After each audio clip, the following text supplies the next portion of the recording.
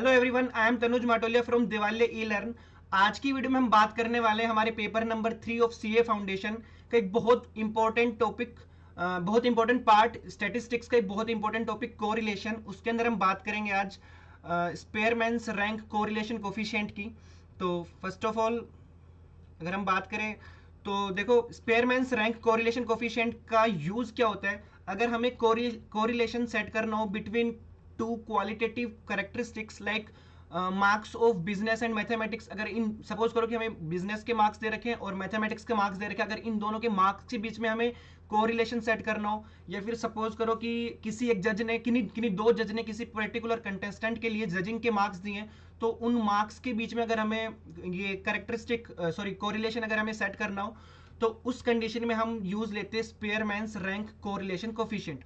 अगर हम इसके फॉर्मूले की बात करें तो देखो, सबसे पहले इसको रिप्रेजेंट करते हैं इस सिंबल से, स्मॉल आर से, और इसकी वैल्यू होती है 1 माइनस 6 सिग्मा या समेशन बोल दो D I square upon N into N square minus 1। ठीक है, अब देखो ये जो होता है ये हमारा ये रिप्रेजेंट करता है हमारा स्पेयरमैन्स रैंक कोरिलेशन कोफिशिएंट को। डी आई स्क्वायर क्या होता है अभी हम क्वेश्चन में देखेंगे, क्वेश्चन के थ्रू देखेंगे, ज्यादा अच्छे से क्लियर होगा। एन क्या होता है, नंबर ऑफ डाटा जितने हमें गिवन होते हैं। सपोज करो कि अगर हमें नंबर ऑफ डाटा जो होंगे वो कितनी टर्म्स होगी उसके अंदर, उसको हम स्मॉल एन से रिप्रेजेंट करते हैं। डी बेसिकली होता है एक्स आई माइनस वाई आई। अगर हम बात करें डी आई की तो इसकी वैल्यू होती है एक्स आई माइनस वाई आई। एक्स आई क्या होता है, वाई आई क्या होता है। तो हम जैसे दो कैरेक्टरिस्टिक ले रहे हैं तो उसके अंदर एक को हम एक्स आई दे देंगे, एक को हम वाई आई दे देंगे। ठीक है, और उनकी रैंक के बीच के डिफरेंस को हम डी आई बोलेंगे। अब रैंक कैसे उसके अंदर डिस्ट्रीब्यूट करते हैं वो हम एक क्वेश्चन के थ्रू देखते हैं। देखो हमारे पास में क्वेश्चन एक कि compute the coefficient of rank correlation between sales and advertisement expressed in thousand of rupees from the following data. Sales के लिए आपको दे रखा है कुछ डाटा और आपको एडवर्टीजमेंट के लिए हमें कुछ डाटा गिवन है। ठीक है, तो देखो इस क्वेश्चन को हम कैसे, इस क्वेश्चन से हम देखो कैसे डील करेंगे। तो सबसे पहले हम लिखते हैं सेल्स। ठीक है, सेल्स को सपोज करो हमने एक्साइज बोल दिया। ठीक है, और यहाँ पे हम बोल देते हैं एडवर्टीजमेंट। इन शॉर्ट मैं एडी लिख रहा हूँ। ठीक है, और इसको सपोज करो हमने वाई आई बोल दिया। एक बार पूरा डाटा हम यहाँ पे लिख लेते हैं। तो ये है 90, 85, 68, 75, 82, 80, 95, 70, सॉरी 95, 80, 95 एंड 70, 85, 80, 95, 70, वो 80 है सॉरी।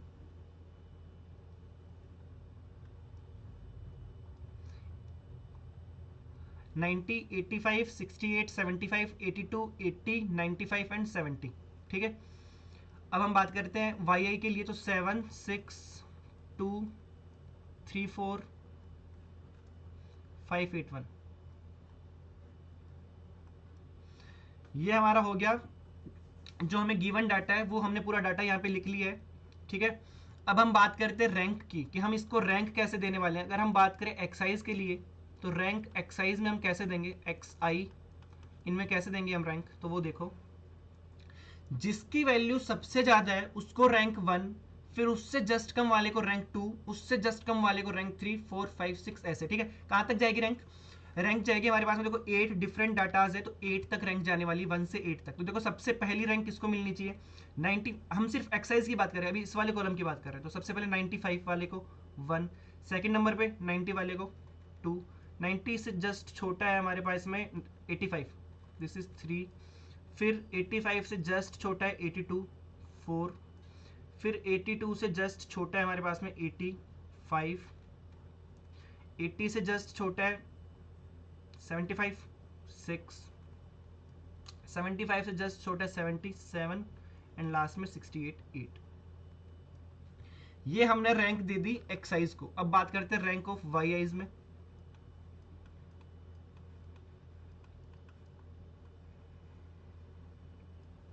वाई आई में देखो सबसे ज्यादा रैंक 8 वाले को 1, फिर 7 वाले को 2, फिर 6 वाले को 3, फिर 4 वाले को 5 वाले को 4, 4 वाले को 5, फिर 3 वाले को 6, 2 वाले को 7 और 1 वाले को 8। ठीक है, रैंक कैसे डाल रहे हैं हम, जिसकी वैल्यू सबसे ज्यादा है उसको रैंक 1, फिर 2, 3, 4, 5 ऐसे। तो अब देखो, अब हम बात करते हैं डी आई की, जिसकी वैल्यू क्या होती है, एक्स आई माइनस वाई आई। ठीक है, ये डी आई की हमारी वैल्यू होती है। तो देखो एक्स आई माइनस वाई आई, 2 माइनस 2 0, मतलब इस वाले में से इस वाले कॉलम के टर्म्स को माइनस करना है, सेम रो वाले में।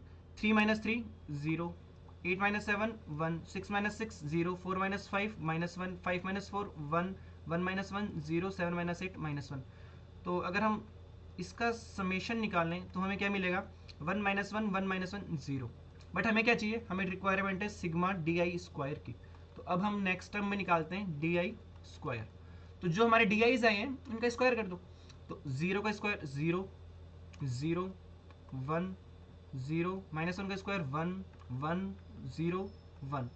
अगर हम बात करें सिग्मा डी आई स्क्वायर की तो हमारे पास में क्या आ जाएगा, 1 प्लस 1 प्लस 1 प्लस 1 4। ठीक है, सिग्मा डी आई स्क्वायर की वैल्यू हमारे पास में आ गई 4।